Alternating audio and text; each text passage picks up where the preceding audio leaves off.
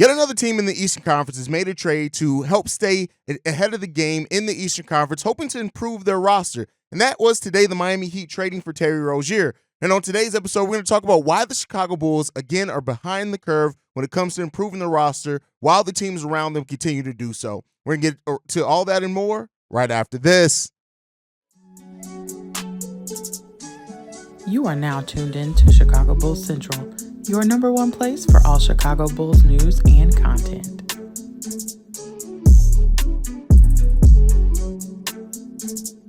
What's going on, Bulls fans? Welcome to another episode of Chicago Bulls Central, your number one spot for everything Chicago Bulls related. I'm the host, Haize, but more importantly, you guys can follow the channel at Bulls Central Pod on every social media platform you happen to be on. With that being said, let's go ahead and get into the content for today. And I want to talk about two moves that happened in the Eastern Conference today. One being a trade, and another one just being a team that is winning, but decided to make a move at their coaching staff. And this has naturally led the Chicago Bulls yet again, Chicago Bulls fans, yet again to wonder why our franchise can't be one of the franchises that are more aggressive about staying competitive in the Eastern Conference. And as many know, the Miami Heat today finally pulled a trigger on a trade, which they've been trying to make a trade to improve that roster basically since the offseason, when they decided to trade Kyle Lowry and a 2027 protected first-round pick to bring in Terry Rozier to the franchise to help that point guard situation, and they did so without giving up really any of their other major role players.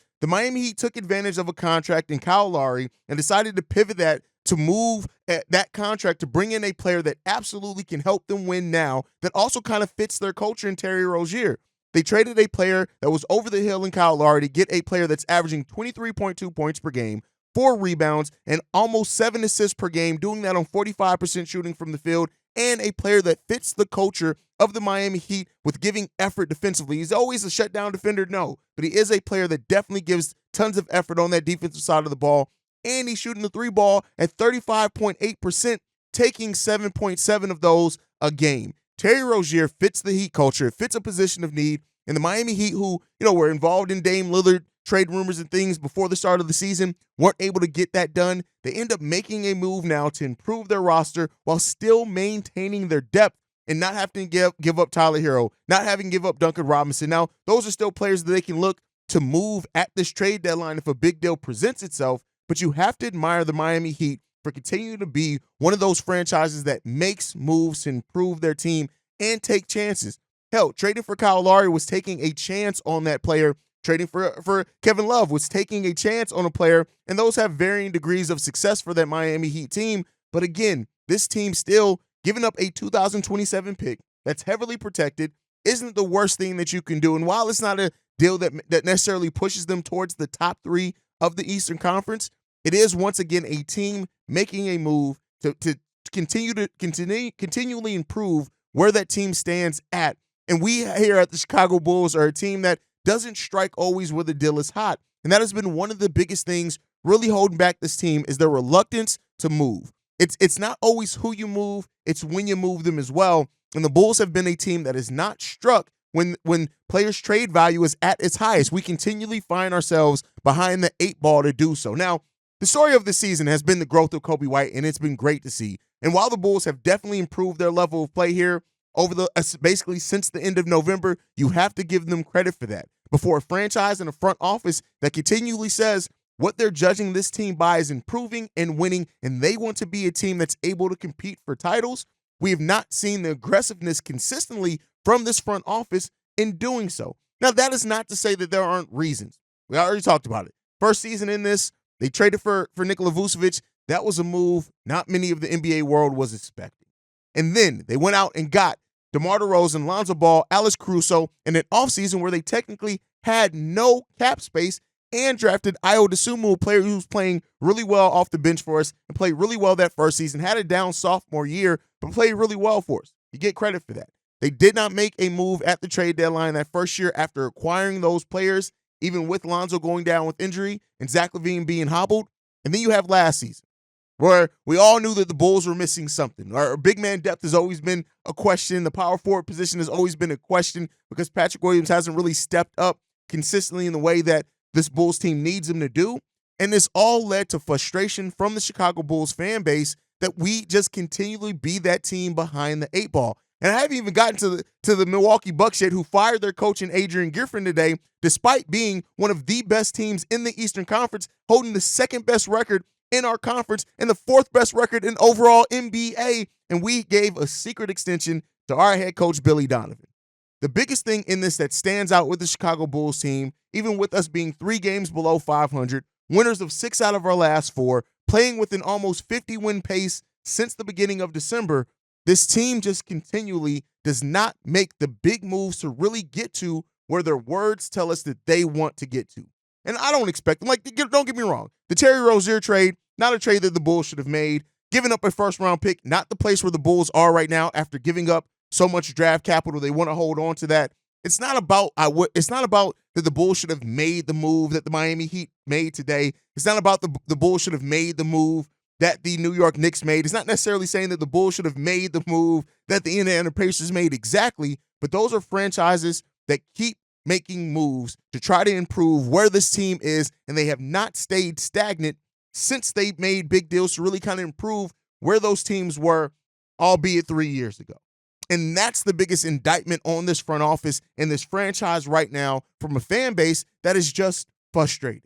That's just frustrated. We talked about it. This Chicago Bulls team has made one meaningful trade since the start of 2022, and that was trading 2 second-round picks for one in drafting Julian Phillips, a player that we then don't even really use at all on the main roster.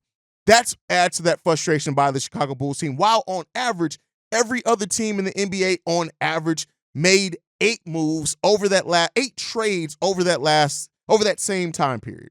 The next closest team to the Chicago Bulls were the New Orleans Pelicans, who have made 3, still that triple the amount of trades that the Chicago Bulls made to try to improve their roster. This is a franchise and a fan base that right now is frustrated. And as teams keep trying to make moves to stay competitive in the Eastern Conference, the Chicago Bulls still keep waiting on the hope that somebody's going to develop and turn into a star that's going to push us into the stratosphere, and they've eliminated any and all responsibility for themselves of going out there and being aggressive. I don't think many Bulls fans are wanting to see the Bulls trade off their young, promising players just to get a veteran piece now. But the fact of the matter is that lack of aggression, we don't even use our full mid-level exception. We don't use that in avoidance of the luxury tax. And I get it. You don't want to pay the luxury tax for a team that's just fighting to be 9th in the Eastern Conference. But who's to say, had we done that for the last few years in a row, we may be one of those teams that's not fighting for the 9th seed. We may be fighting for the 5th or 6th seed if we were to do that on top of actually developing our players.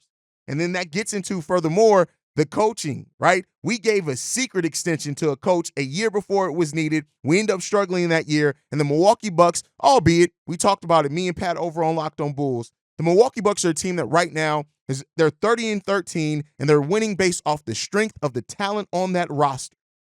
But they still decided to look at that and say, what we're not happy with, what we're getting out of coaching with the talent that we have, let's go ahead and make a move. The Chicago Bulls, on the other hand, saw the team struggle, saw the team win 7 out of their last 35 games the initial season that they came together, saw the team struggle, and then end up getting a 14-9 stretch that you use to try to say that we weren't as far away as what we were, and gave that coach a secret extension before you needed to, while other teams in the NBA have been aggressive and have not sat there and allowed themselves to stay in mediocrity without trying to do something. You can try to make moves and stay in mediocrity, right? But at least you're attempting to get yourselves out of it. And right now, it seems like leading up into this trade deadline, where many Bulls fans are still doubtful on if the Bulls are going to make a meaningful move, sit there and still wonder if this team is just fine being good enough. And that's what's frustrating about all of this. That's not to say that the Bulls can't. We hear rumors. They're looking at possibly moving Lonzo Ball's contract to bring in more talent. We heard that they want win-now pieces if they were to move Zach LaVine. We've heard that if DeMar DeRozan doesn't sign a contract extension, they're willing to look and do something. But at the end of the day, the woulda, coulda, shouldas with the Chicago Bulls and the, hey, we were going to, but we couldn't. At some point, you just have to look at your front office and ask them why. Why are you the team in the Eastern Conference that has been 100% fine being in mediocrity? Even the Atlanta Hawks, who were a team that made a big move, sending out a bunch of first-round picks to get DeJounte Murray, they turn around, they realize 2 years later it didn't work, and now they're looking to sell off pieces of that roster to try to build around 2 players that they see as being foundational pieces going forward. And they are at least looking to try to take advantage of moving some of those players while their value before it tanks completely. They already did it once with John Collins. They've learned from those mistakes. Will this front office leading into this trade deadline learn from its previous mistakes? Or are we destined to have another trade deadline of inactivity and continuity being the answer for the Chicago Bulls? Let me know what you guys think. As always, down below, make sure you're following the show at Bull Central Pod. You can send us any feedback, questions, comments, concerns, bullcentralpod@gmail.com. And then lastly, if you want to leave a text message and our voicemail, the number to do so, 773-270-2799. We are the number one spot for everything Chicago Bulls related, thanks to you guys. And like I like to end everything on, go Bulls. Love you guys. See you right if you can, y'all. Peace. This has been a presentation of the Break Media.